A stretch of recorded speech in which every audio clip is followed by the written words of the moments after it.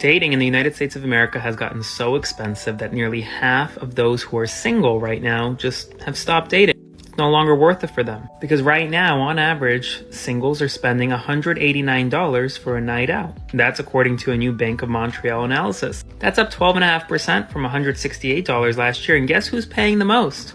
Millennials. Millennials on average are spending $252 for a date night. That's a 32% jump from 2025. Gen Z, well, you're spending $205 on average for a date night, up from $194. 14% of those surveyed spend on average $300 or more for a date night. And when you go out, it's not like you're getting a ton for $200 anymore. There are plenty of taxes, you have to make sure to tip. Restaurants are charging an exorbitant amount of money for anything nowadays. According to a recent study done by Mando Media, in New York City, for example, for $122, you get a starter, 2 entrees, and 2 cocktails. That's it. That's before tax and tip. Are you a single? Have you stopped dating? Is it too expensive? Let me know. Spread the word. Follow for more. We talk about the average man that's on dating apps. That man has to swipe right 200 times before he plans one coffee date, and 4 of those 5 coffee dates will end up ghosting him. That means that that man of average attractiveness has to swipe right 1,000 times before actually going on one coffee date. That man has to have so much internal self-confidence and self-worth for this not to start chipping away at who he is. And then on top of that, women all day long will tell him that that man just needs to do better. He needs to grow as a person. He needs to be funnier. He should dress better, and he should start taking better pictures. He should redo his dating profile. That man very often will do these things. But more often than not, there is no change, and then that man just becomes more frustrated with dating today. So much so that that man just decides to stay single. And that man will either just get lucky someday and he'll eventually meet a good woman, or he will find happiness in his singleness. So most men influenced by the manosphere aren't going to tell you that they are. That would be too obvious. So instead, you have to listen for the subtle things, because that's where their real beliefs come out. Not on a first date, but in moments like, what do you bring to the table? Or men aren't naturally monogamous, or they'll say like, feminism has ruined modern dating, or that's why men are going overseas now. Men who think like this know that these beliefs aren't going to be well received, so they don't start out with them. They just introduce them slowly until you're attached, you're invested, or your lives are intertwined. And then those beliefs become the expectation. Expectations about control and submission and what you're allowed to need or ask for. And now you're in a dynamic that you didn't consciously choose. So no, you don't need to ask them, are you part of the manosphere? You need to ask, what do you believe about women when it actually matters? Because that's what you're going to live with. I actually blame all of the 90s and early aughts sitcoms for convincing mediocre looking men that they can have 10s as wives.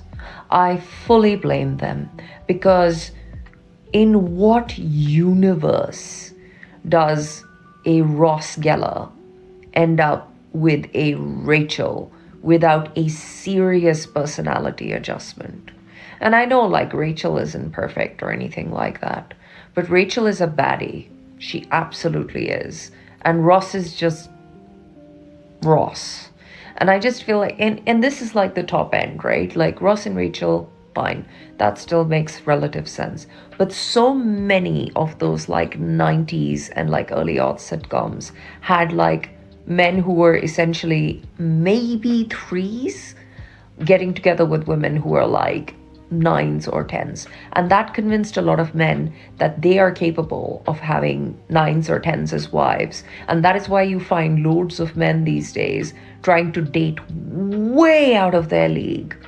You know, like, I just think that if you are going to try to do that, you need to have the personality of like the nicest, most decent, most kind, most generous kind of man on the entire planet. That's how you end up with a 10. But these men don't even want to do that. They want to be butt heads and end up with 10s.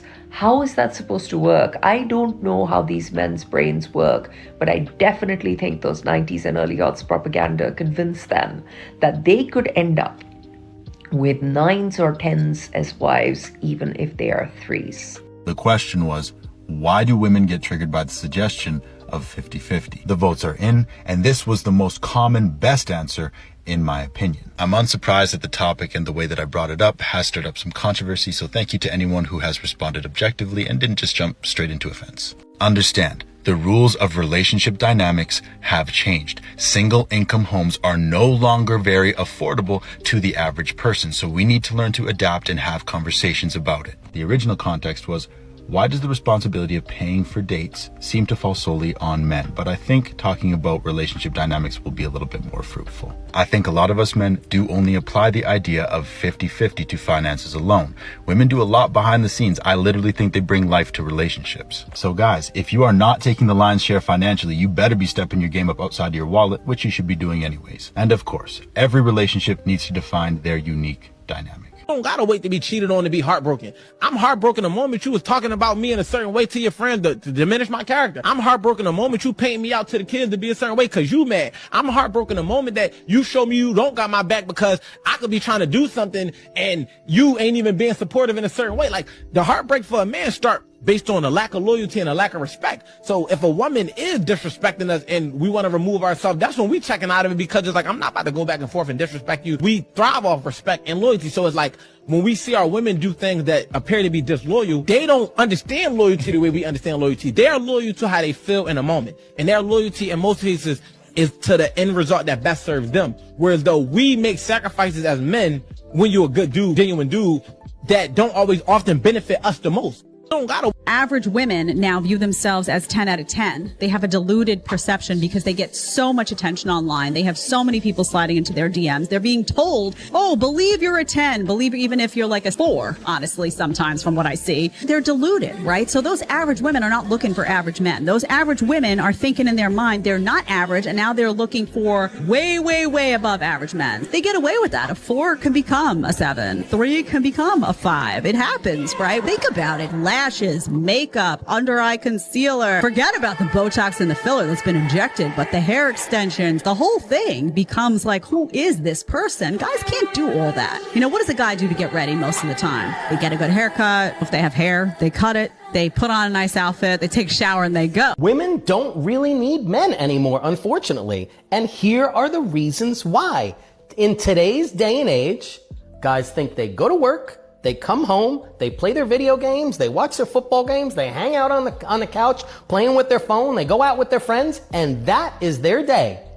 What do women bring to the table? They take care of the house, everything looks great, take care of the kids. Hey, by the way, are we going to the parent-teacher conference? No, mom's going. Hey, did you schedule that doctor's appointment? Mom's got it. Guys, we've got to bring more to the table. If you want to feel needed and wanted by women these days, do everything like they do. Match their energy.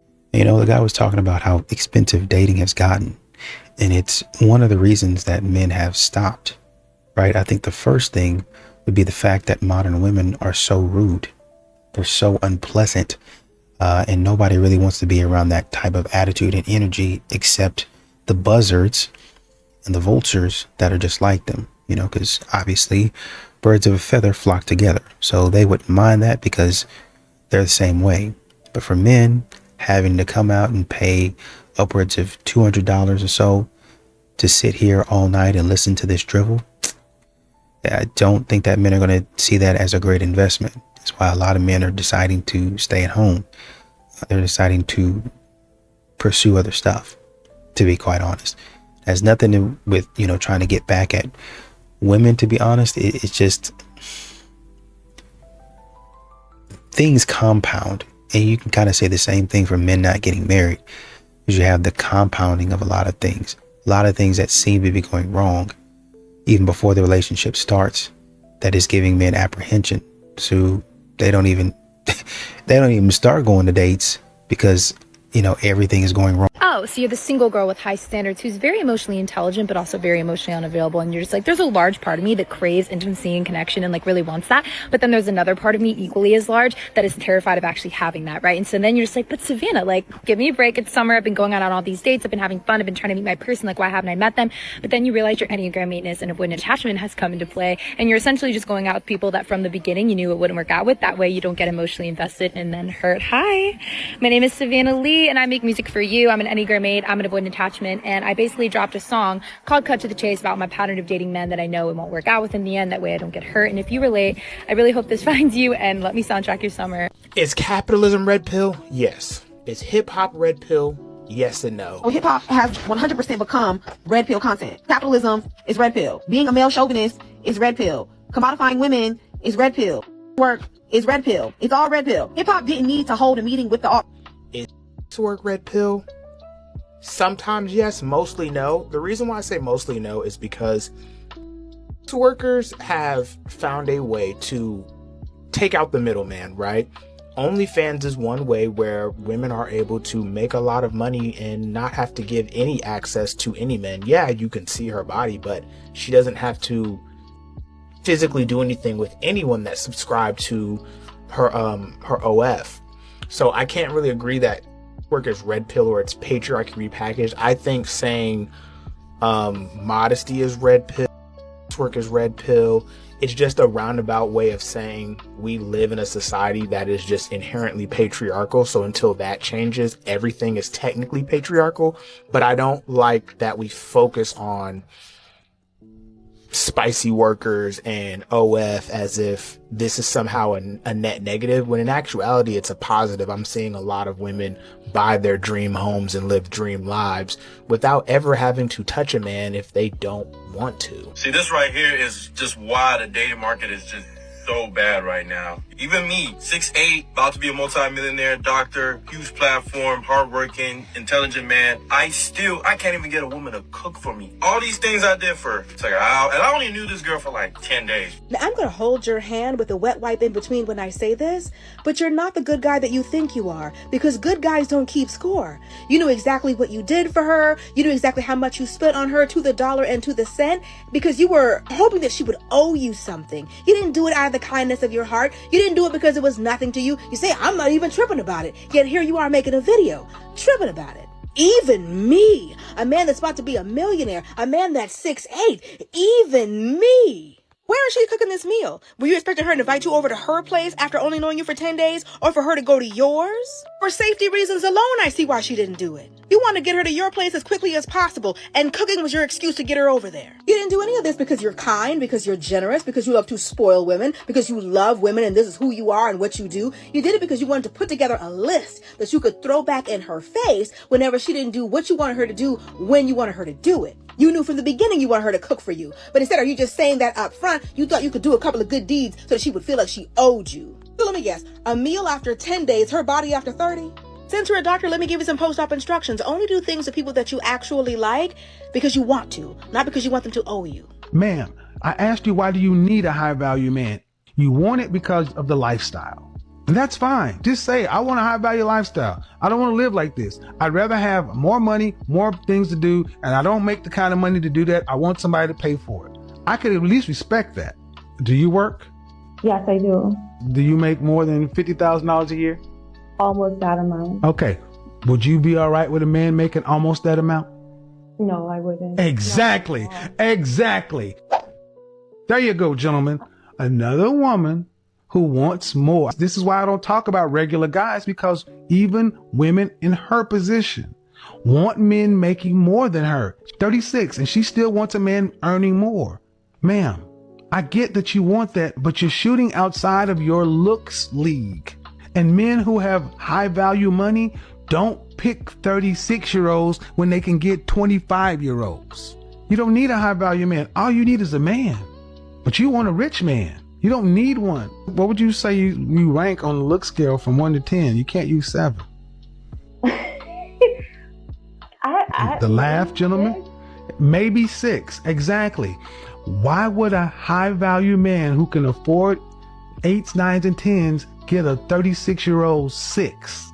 Not every high. Exactly.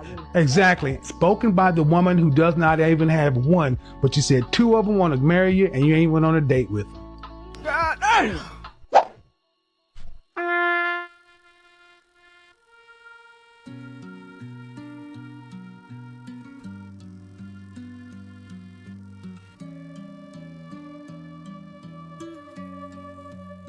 Like, a lot of women are now understanding, like, who signed us up for this? We have to provide for ourselves. Who signed us up for 50-50? Who signed us up for this mindset? Like, Men did? Yeah. They signed us up for that by leaving, by cheating, by without protections in place, by building their own careers and their own ambitions on the backs of the unpaid labor of women, and by benefiting from a woman's sacrifice to their family without guaranteeing a woman's future. Because women like me, we stayed home, we sacrificed our bodies, we sacrificed our career, we raised our children. And then after doing all of that for the family for 20 years, you go and marry your younger coworker. And you keep your momentum in your career going. So you guys go and tell women that they're being too masculine because they will no longer do unpaid labor without a safety net. You're telling women that they're being selfish for having ambition and wanting financial security in their life, even though men are praised for doing the exact same thing.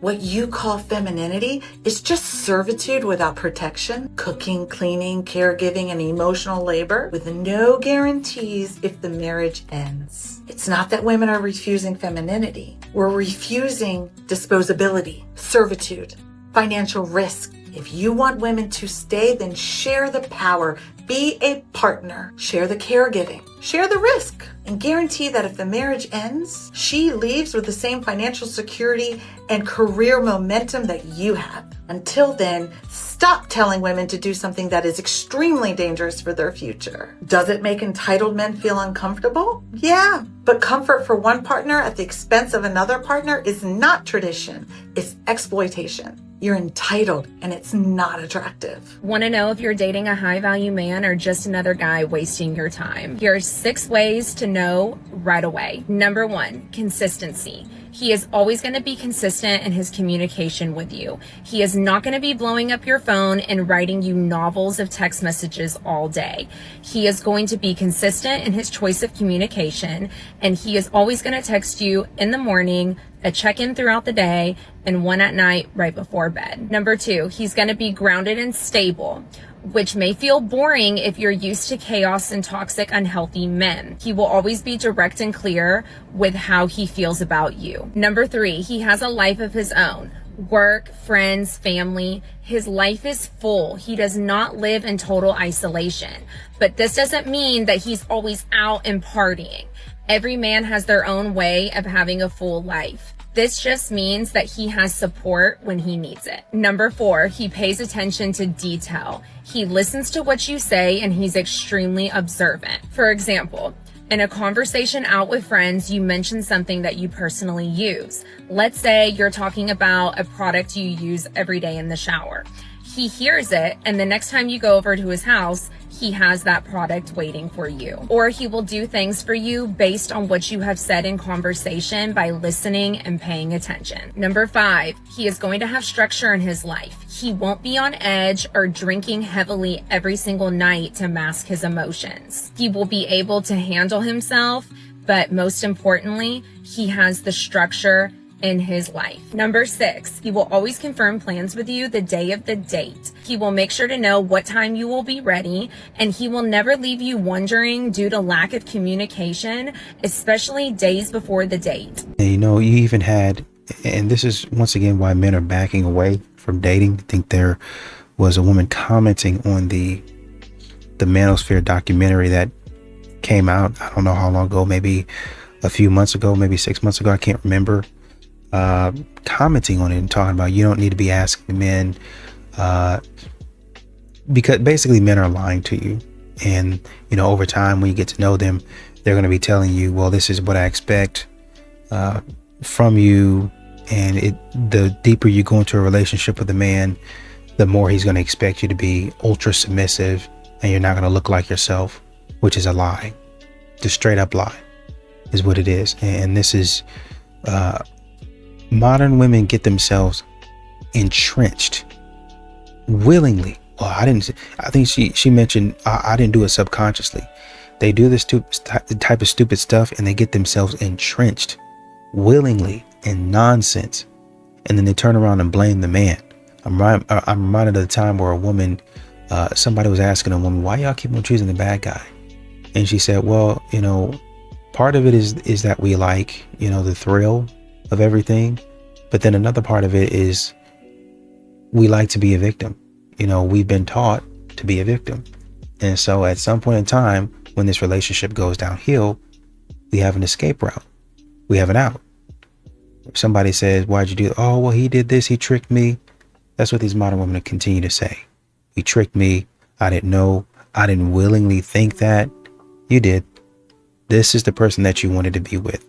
And when the relationship no longer served you, you specifically, because you're selfish, you decided to go in another direction and start talking about how terrible men are.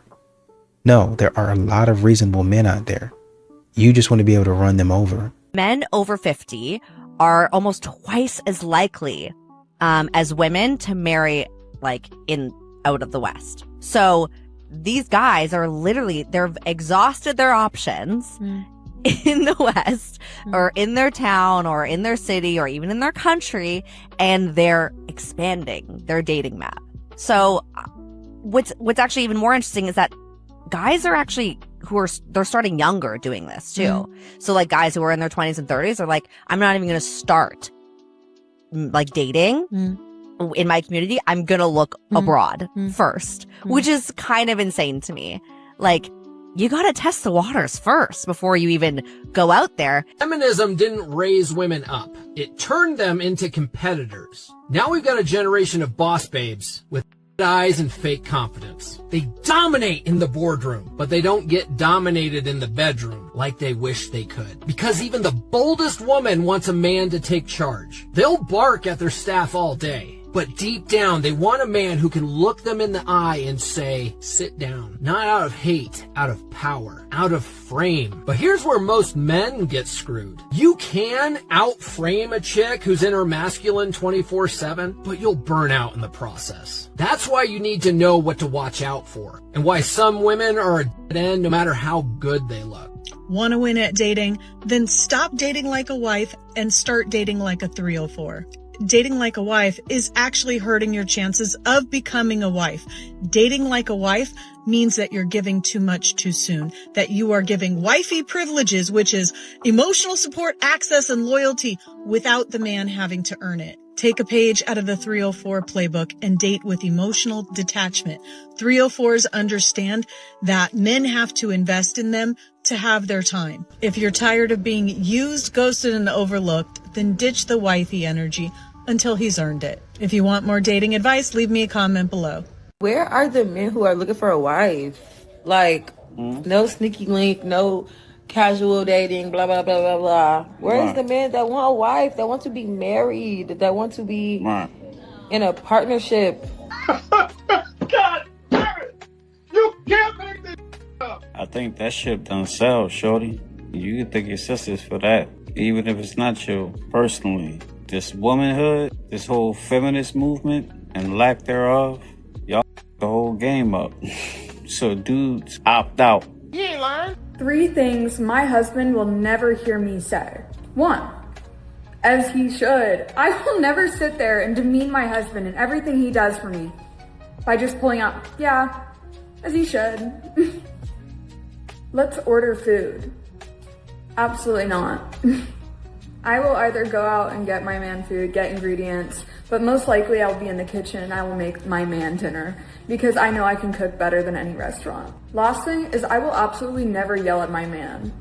There is no situation ever that a woman should be yelling at their man. The dynamic will get ruined if you are insulting your man. So I was thinking about the whole men wanting to be bad epidemic that's going on right now. I don't know if you guys seen the video of the girls on the man on the platform, you know, and the girls on the dance floor. Like, nobody wants to see that. First of all, nobody wants to see girls dance on platforms. Men just stand there. Nobody, like, why the hell would you go out to a club? And anyway, I have noticed as a bartender that we used to have ladies night, right? We had to stop ladies night because we weren't getting the men that were going to purchase the drinks. Now I don't understand why, because if you're going to ladies night, then you don't have to buy a drink for a woman. You can buy your own drink and the ladies already drinking for free. But I had plenty of men tell me, why do ladies get to drink for me? If I identify as a lady, can I get a drink for free? What about equality? Blah, blah, blah, blah, blah. And I'm just like, bro, you guys already have, the patriarchy already gives you so much. and you're complaining that ladies are drinking free wine and free cocktails. Why? Anyway, I also was thinking about this situation that I had with one of my, I went out with my girlfriends one night. This guy offered to buy me a drink. I accepted, and I was being nice, so I had a conversation with him. Not even 2 minutes into this conversation, this man goes, "So, do you think you can do better than me?" I don't even know what the hell we were talking about, but it had nothing to do with me thinking I was better than anyone. And I just looked at him confused, and I said, yeah. I was like, yeah, I can probably do better than you. And then he left, and I was like, just because he said that, that's why I replied that. But what? Because you bought me a drink, you think that you can be disrespectful? I just don't understand that. Yeah, and then it's been crazy. It's been crazy. Okay, that's my 2 cents. We got it all wrong about men. We think men wants the woman that's the thrill, that can hang out all night. They will choose a peaceful woman every single time. Oh yeah, the fun girl gets the date, she gets the trip, she gets the wild nights, but the peaceful woman, she gets the ring. Why? Because men don't want chaos long term. They want consistency, peace, and support. They know that the thrill will fade and a woman cannot keep that up, and they know that the drama that comes along with the thrill will drain him. But the woman that respects him, that listens to him, and that will build with him, that's the one he wants to marry. He will date the fun all day while he's young, but as he grows older and wiser, baby, he will marry the peace. They're gonna hate me for saying this, but feminism is destroying America. It's making women more masculine while claiming to hate masculinity and calling men toxic. It's destroying marriages because now women are divorcing their husband the minute they're unhappy. This is why most divorces are initiated by women. Now it's all about the woman's feelings. It's turning men into cucks by making them weak, feminized, and getting them to submit to the woman. Feminism was never about equality. It's about giving the woman power and control. Men are everywhere. I got a challenge for every woman watching. Go outside, and today I want you to count how many men, period, you run into for one full day. I bet you if you're outside in the world, it will be more than 100. Now, every man, he might have been an Uber driver. He might have been a doorman. He might have been the gardener. He might have been the Amazon delivery guy. And a woman will say, yeah, I ran across 100 men, but none of them were their option. These men were virtually invisible because she has her eye on one guy, right? Now, here's the harsh reality. What if you're invisible to that one guy? And once again, I think when they say a lot of men are talking about let's go 50-50, we can talk about, well, they're only talking about finances. Men work to get what they have, right? So they're actually talking about their time. So essentially what they're saying is, if I've done all of this work and this is what I have to show for it, 'cause it's like a farmer. If a farmer goes out there and they plant and stuff like that, and they're going to take whatever fruits or vegetables or whatever produce they have to the market, they're going to want to get a fair price for the time, the labor, the energy, all of that. They're going to want to get a fair price for that. So when a man says, okay, I'm going to take my money, essentially what he's saying is, I've been laboring in the market, I've been laboring in the fields, and now I want to take my stuff to the market and I set it down. Essentially what you're saying is, give me a whole sack of potatoes. Actually, give me 5 to 10 sacks of potatoes, throw in some corn, give me some of those grapes over there, and I'll give you 2 apples. That's what modern women are saying to men, right? So when we look deeper at what men are actually saying, because this is how I make this, I use my body. I use my body, I use my mind, I use all of this stuff to make money, right? That's what men are saying. And model, oh, well, you can't have my body, you can't have this, and I get it. But you're actually indirectly using that man's body to get what you want. If that man is taking you out on a date, he's used his body and his mind and his resources to get you out on that date. And he's doing the same thing when y'all get married and you say, I want a 5-bedroom house, 3 or 4 baths. I want this car, I want that. He's using his mind and he's using his resources to say, how can I get this in order to give it to her? Right. And then I got to come home. If it's a DIY house, right? Maybe we got something off the foreclosure list. I have to come home and fix it up for her. So And now I'm directly using my body for her benefit. But a lot of times modern women don't think about this. And so we stop and we're so short-sighted, and we allow women to actually talk us out of stuff that we've actually been doing the whole entire time. Well, you guys, it's just money. It don't mean anything. No, maybe you should go back into whatever educational program you came from, an academic program, whatever you came from, and start to look deeper, do deeper research. But modern women don't care about that. That's why they say, oh, it's just finance. It don't mean nothing. You can get more money. You think a lot of women provide men peace in relationships? No. They don't know how to because they haven't done their own shadow work. They haven't learned themselves. So they don't know who they are. They're going into relationships to look for their purpose and place purpose on men instead of figuring out the purpose within for themselves. So you get into a relationship and now this is your end all or be all, because if this don't work out, this is your happiness. And that's a problem. You should not be looking for your happiness in a relationship. You should figure out your happiness within yourself, love yourself, and be whole within yourself. And then maybe you are ready for a relationship.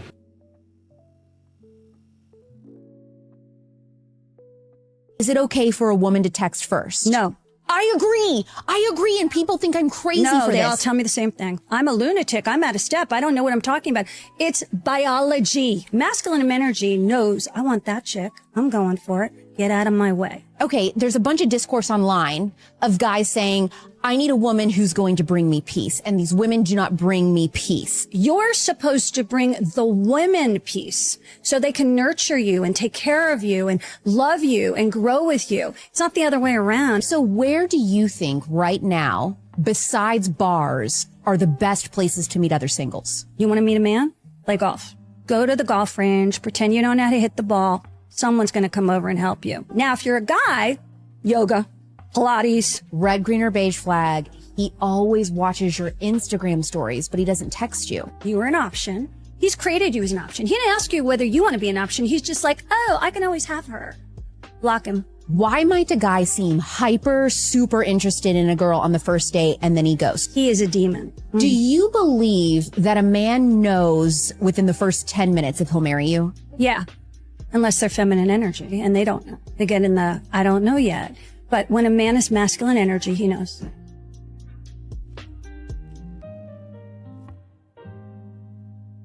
This question for the men that feel like taking women on dates or just being nice to them in general is a form of simping. So when you see a woman and you think, yo, she fire, I want to holler at her. How do you go about pursuing her? Like, what's your strategy in accomplishing your goal, whatever that may be? How do you convince this woman to give you her time and attention if being chivalrous or just a gentleman is a no-no? Do you just try to text and wait her out? Maybe she'll get lonely enough and choose you by default because you just happen to be around? Or do you tend to go for women y'all think have low self-esteem and may require little to no effort? Because my OGs always told me, don't show up to no woman's house empty-handed, bro. And always offer something. Always offer. Just the fact that you thought about them sometimes is good enough. They may not even take the offer, but just that you thought about them makes them feel good. It's a reason why you can't get a reply back after 8 p.m. because she with little buddy that's taking her on dates and showing her a good time. She'll holler at you in the morning with the I fell asleep early text. Where to find rich men no one is talking about, because the problem is where you're looking. It won't be at a luxury hotel lobby because he's probably married or has an escort. Someone has to say it as is. When you're out, don't be stuck on your type of white man. You know, dressed Italian, Scandinavian looking, they are poor. Old money aesthetics wannabe are poor. Stop looking at the city boys dressed in Scandinavian uniform. If you are serious, you need to have a vision. That's where I come in. Go at a fancy neighborhood fishing spot. You'll find them there, trying to take their Tinder profile pictures with the fish that they've caught. Now, be useful. Offer to help. Now, this is important. Use your phone and just say it has better camera. And then you want to ask, how can I send it to you? Normally, they don't even know how AirDrop works. He probably has an Android. And right there, you'll have his number. Be creative. You didn't ask. You are just smart. Now, Go running in wealthy neighborhood forests. You will run into them, bump into them. A lot of them have a routine like psychopaths, and they do the exact same thing at the exact same time over and over again.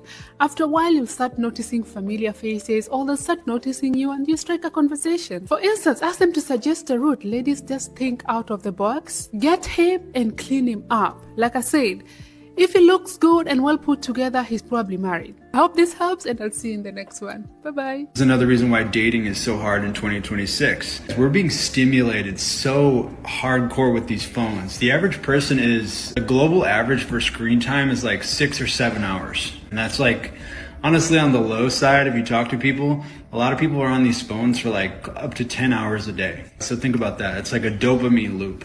Essentially what's going on with the dating scene and why people are so apathetic and why people are able to just be okay with being single is like, because they're basically dating their phone. You're basically dating the internet because it's a dopamine source. It's a constant dopamine source where people are saying, oh yeah, I don't mind being single. I'm cool, I'm good. Yeah, because you can go home and just scroll on your phone for hours, and that is going to satisfy the dopamine fix that you could have gotten from a real connection with somebody. But we're being conditioned. We're being stimulated so hardcore. You guys realize that like the amount of stimulation that we're receiving in 2026, like somebody in like the 17th century would get sent to a psych ward by how much information and how much stimulation that we're getting. So this is another reason why dating is like that. It's like you're already getting dopamine and happiness from your phone. You can just go home and scroll and eat some dinner and hop on your phone and you're good. You don't need to be in a relationship. You don't need to be with somebody else. It's sad, man. I remember in my 20s, I would ask a whole bunch of women, what are you looking for? Just tell me. Because out of a good faith desire to just give a woman what she wanted. I thought that if I did that, it would increase my chances of getting into a fulfilling relationship with one. That's what I wanted. And I would get those. I like loyal men. I like kind men. I like to feel safe. And I was thinking, well, Jesus, I'm those things. Like, why am I having such a problem? And I realized the part that women always leave out is they do want those qualities, but they want those qualities from men that they're already attracted to. It's like if they're not attracted to a man, him being kind and gentle and committed and loyal is not going to transform her indifference into desire. The attraction always has to come first. So whatever factors go into determining female attraction, they don't have to do with what she says with her mouth, because on some level she's already decided, I'm attracted to that guy. I sure hope that he's kind and loyal, etc. But the attraction comes first. And so that's why, and this is the part that women always leave out, which can kind of mislead men, because it can make men think, well, I'll just be romantic, I'll be kind, I'll be patient, I'll help her. And they don't understand that these kinds of nice guy tendencies don't work to transform indifference into desire. Unpopular opinion. A lot of women claim that they want a man who's emotionally mature and has it together until you actually get one. And then you realize that man come with discipline, standards, boundaries, limits. He don't just give in to you because you said you wanted something, and he not dealing with no smart mouth just because it's you. Now all of a sudden he a lying ass narcissist and he don't know how to treat a woman because he don't just give you your way all the time. He actually uses logic and discipline whenever he thinks, and he moves and he acts. He's an emotional because even when you summon the waterworks, he don't let you win the argument. He want to still come to some kind of conflict resolution and talk about whatever it is that y'all needed to talk about. He'll give you a second to get your emotions together and check on the side over there, and then come back and let's finish discussing whatever we were discussing, because it's a bigger problem at hand than just you crying right now. I get it, you're emotional, but he don't just let that control him in the ways that other men let that control him, because he got his together, remember? And until you're ready to actually communicate, leave that man where he at. Until you actually ready to listen, leave that man where he at. Until you're ready to sit down and have real adult conversations, leave that man where he at. Because let me tell you something, dealing with a man who's emotionally mature is not for the weak. And once again, the short-sightedness of some of the men out here to say, do everything that they're doing, match their energy. Somewhere along the way, we've gotten lost to where we think that modern women are doing the lion's share of everything. And we're not looking at what's actually happening. I'm telling, oh, well, you know, I went in this office and I made $1 million and I did this, this, this, and this. Good for you. How did you even get in that office? Well, what do you mean? I parked in the parking garage. Right. How'd you get to that parking garage? Well, what do you mean? I drove a car. How'd you get in that car? Well, you know, I went to the dealership. And we can keep on going down the line of things that men have done. Men will keep on telling you because you're so short-sighted and so ready to take the side of women because they cry about it and they whine about it and they nag about it. Men have gone along and prepared the way for modern women to be doing what they're doing today. Bars. They paved the way. So all of that stuff that you're doing right now, I built that for you to be able to do what you're doing at this moment. What are you complaining about? Well, you don't do this, you don't do the dishes, snap. You have to and men say, okay, you want the dishes to be a little bit easier? Let's make a dishwasher. And you're still complaining. Oh, you don't want clothes to, you know, be that hard to do anymore? Let's make a washer machine and a dryer so you can do it conveniently and you can walk off and go cook dinner. I am really tired of slaving over this stove. You make your crock pot. Kids want ice cream. Make an ice cream machine. I think Ninja makes them. You want slushies? Ninja makes that too. Oh, you want something to kind of crisp up? Things of that nature? Make it an air fryer. You got an air fryer now. What else do you want? You got professional grade soap, laundry detergent, pretty much anything that you want. You have bottle washers now. They used to wash bottles a different way, but now you rinse it off a little bit. You throw a little tablet in there, throw the bottles in there, and you set it and forget it for about the next hour or so. What are we doing? What exactly are they doing that's so hard? What exactly are they doing? It's like, oh my God, I just can't do it. Huh? That's what I keep saying. You got to put it on paper for me. You got to make me understand about the only hard thing about folding the clothes, washing and folding the clothes is folding the clothes. And depending on what you're doing, you can get that done in about 15, 20 minutes while the dinner's cooking. If you don't understand how to do something you never cooked in your life, easy. You can go to the store and get a whole bag of steamables and throw it in the microwave. You don't know what to temp or how to temp meat? You can buy you a thermometer and put it on a grill. You want, well, I don't know how to barbecue. You want to be able to smoke. Ninja, they made a machine. Get your little smoke on there. Get your little smoke on there. It's not going to be the same thing as a grill, but you want a little smoke taste? You can even smoke cheese on it. And have smoked cheddar, smoked mozzarella, smoke whatever you want, smoked Gouda, whatever you want at your fingertips. What are we talking about? You put stuff in the microwave. What are we doing here? Come on, man. Child, I keep hearing about the male loneliness epidemic. And baby, I had to chime in because they're not really asking the right question. The question is, why are women deciding to be alone? Yeah, that's the right question. Because women aren't opting out of being loved, cherished, held. They're opting out of disrespect, imbalance, and harm. That I can do bad all by myself. That didn't come from nowhere.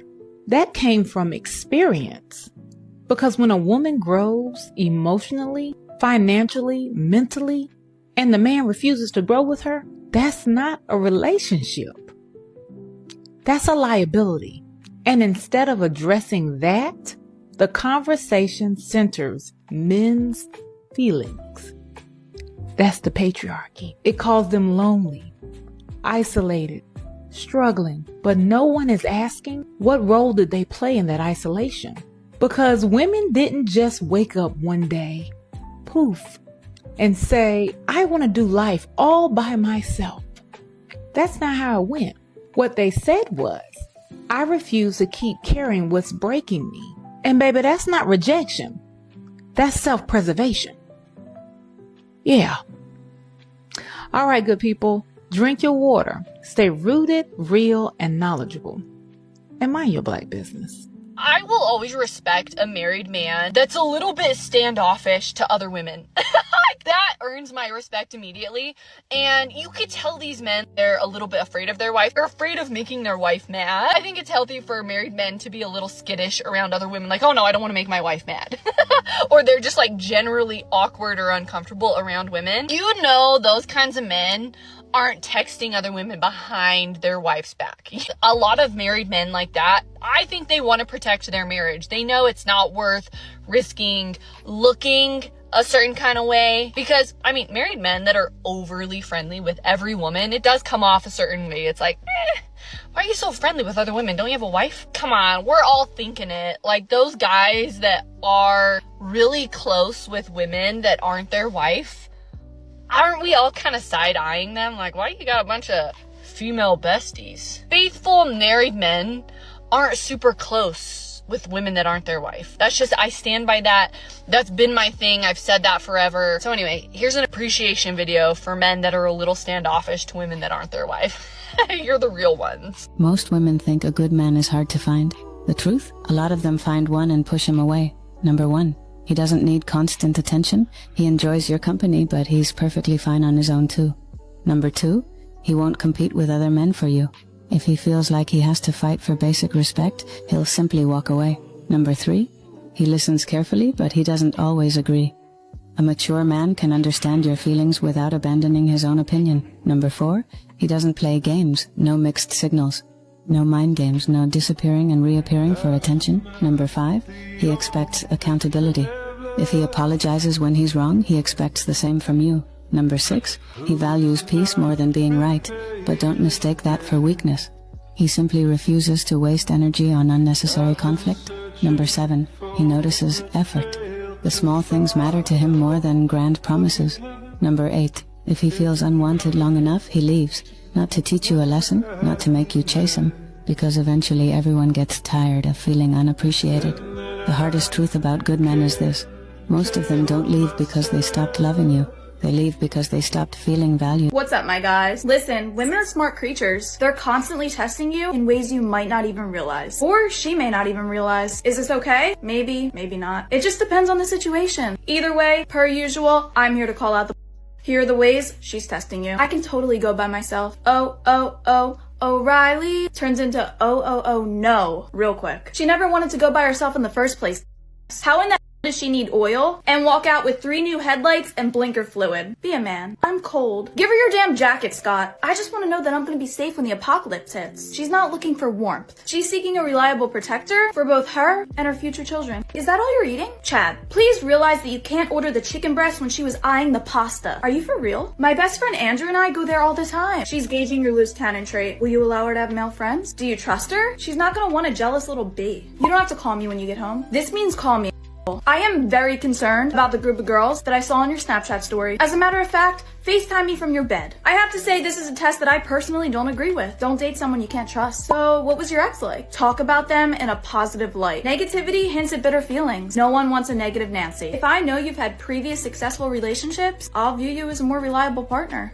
But I think dating is probably a very interesting place to think about this, because it's changing field as far as like what people expect of each other. I date in New York City a lot, and dating-wise, there's a lot that's like asked of a man. Like first dates are like nightmares. I've got a question on that, yeah. Dude, it's like, I'm like, what do you want? They got like a checkbox, like, are you gonna pick me up? Are you gonna walk on the outside of the sidewalk? Are you gonna open the door? Are you gonna pull out the seat? Are you gonna pay for the meal? Are you gonna be interesting during the dinner? Are you gonna be funny during the dinner? And then when you walk home, are you gonna drop me off? Are you gonna watch me walk inside? And then are you gonna text me after? And it's like trying to defuse a bomb. Like if you think you're like red wire, blue wire, and you're like one little thing and you're just done. And it's like, I'm to the point where I'm like, I'm so tired of like paying $150 for a first date, and then you just ghost me. And the next week I'm like hurting for cash. I'm like, I could have really used that $150. Like, why did I have to? You know what I'm saying? Gen Z is dating significantly less than other generations. What has changed? I ask a question. in all my audiences at this moment, did you grow up playing freely on the street? If you don't play freely on the street, you basically are missing out on an entire ground for social negotiation, where you learn to play together, to make rules, to break rules, to have wars, to make peace, to create alliances. If you don't practice those muscles, where you come up to strangers and you ask them to play with you, and then you meet somebody else, and then you join people together, you really are practicing relationships. All of that precedes dating. If you don't have that, then dating becomes the first time that you have to actually learn to speak to someone. God forbid if it's even in person, and look into their eyes and look at their body, because so much of our life at this point is completely disembodied. Dating becomes this Olympus that you have to climb, this whole mountain, and it's very anxiety provoking. What a waste, what a pity. And once again, we have to start understanding what femininity actually is. These modern women, they don't know what femininity is servitude. That's what you want as a servant. That's not what femininity is. Because you're feminine, you might be doing those things. Because I'm masculine, I might be fixing your car. Why? Because the car is a little bit more heavier in machinery. It's a little bit more grimy. And so some of the more harder things, the tougher things a man might do, because their strength lends itself to some of the more tougher things. I go out here and pick up a tree. You're probably not going to be able to pick up that tree the same way I would. Same way I would, use an axe to chop things or use my strength to move things. It's just a part of being a man. But that doesn't necessarily, because of strength, make me masculine. Masculinity more so deals with traits of leadership, traits of protection and provision. Well, what does that mean? It just simply means, it could mean anything, to be honest, but, my wife needs me to protect her from physical danger or mental danger, spiritual danger. It just depends. You are a covering to your wife. You are a shield, an umbrella to your wife. Masculine man is a shield to his family, his children. It could be mom and dad too. He'd be a shield. He rises to the occasion.